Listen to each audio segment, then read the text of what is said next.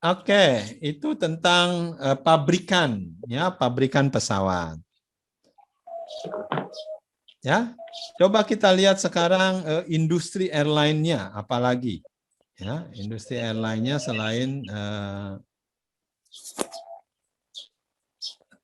pesawat-pesawat tadi, ya. Industri airline, kita lihat satu persatu. Di industri airline itu terdapat apa saja? Ya, industri penerbangan lah, ya, Anda mengenalnya dengan industri penerbangan, ya. Jadi industri penerbangan, industri airline is a sistem transportasi. Jadi jenis transportasi, ya. Apakah transportasi yang paling baik adalah penerbangan? Ya tergantung tempatnya di mana, negaranya di mana, ya. Di Indonesia sebenarnya karena kita negara kepulauan, ya harus pakai pesawat. Mau pakai apa lagi kalau nggak pakai pesawat? Dan kalau bisa pesawatnya bisa take off dan landing di air.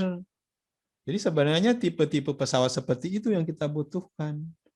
Dan mungkin jet bukan yang utama, yang sebenarnya propeller yang utama. Karena untuk jarak dekat itu yang paling efisien, ya paling murah dioperasionalkan, ya pakai baling-baling.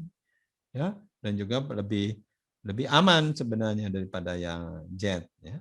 Tapi karena memang sekarang ini banyak yang jualan jet, ya akhirnya jadi jet yang banyak. Ya.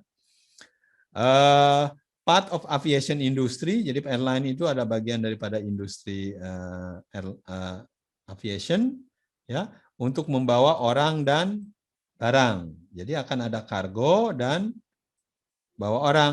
Mana yang lebih menguntungkan? Ini jauh lebih menguntungkan. Kalau Anda lihat, ini sangat tipis, ya, dan sangat beresiko. Ya, bawa orang itu tidak mudah, mendingan bawa kargo.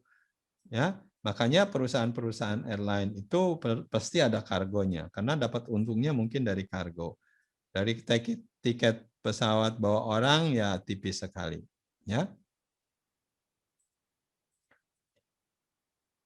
Nah, oke, jenis aviasi, industri aviasi apa saja? Jadi dibagi 4, tentang pabrikan pesawat, airport operasional, angkasa pura misalkan, ya, dia mengelola runway, mengelola airport.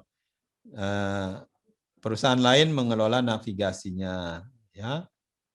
Jadi ada dua usaha yang berbeda biasanya. Ada support industrinya juga yang mengelola tentang bahan bakarnya, tentang pemeliharaan pesawatnya, tentang ground transportasinya, ya, hospitality-nya, ya, banyak antar jemput, misalkan antar jemput pilotnya atau pramugarinya, jadi ada car rental, ya.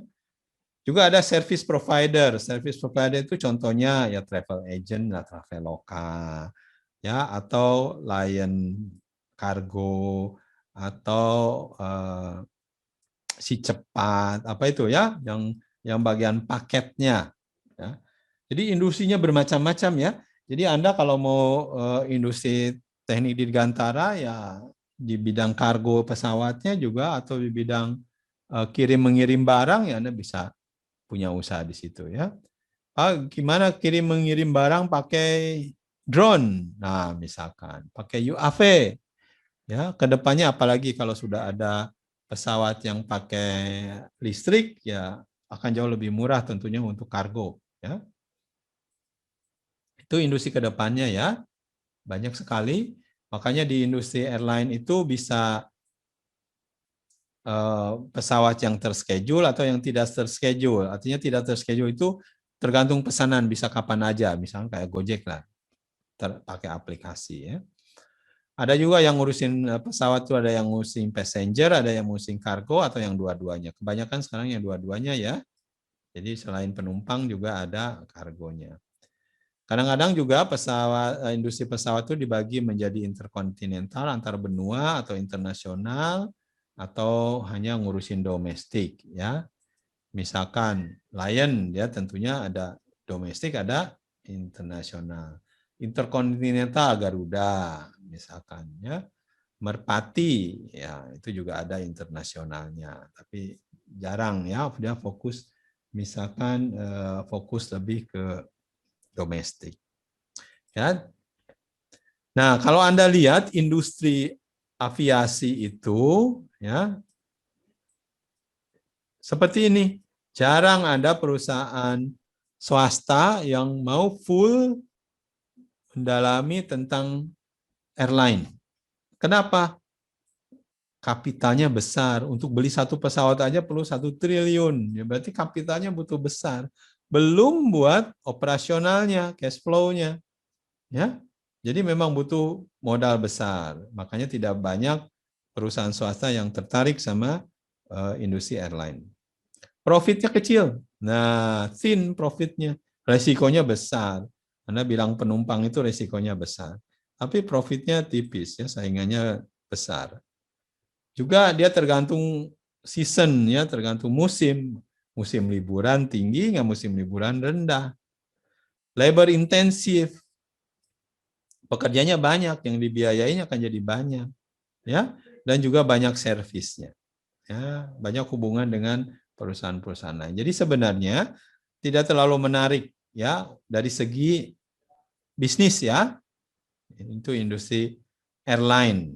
Jadi lebih mendingan Anda menjadi supporternya, ya, bisnis supporting daripada airline. Jadi resikonya tidak terlalu besar, tapi Anda cari profit yang begitu yang lebih lah, ya, yang lebih besar. Ini tentang IATA, ya. IATA adalah asosiasi airline di seluruh dunia. Kita lihat membernya cukup banyak, 240 airline dari 188 country, ya. Jadi cukup besarlah asosiasi ini, ya, bisa memberikan banyak informasi tentang dunia bisnis aviasi.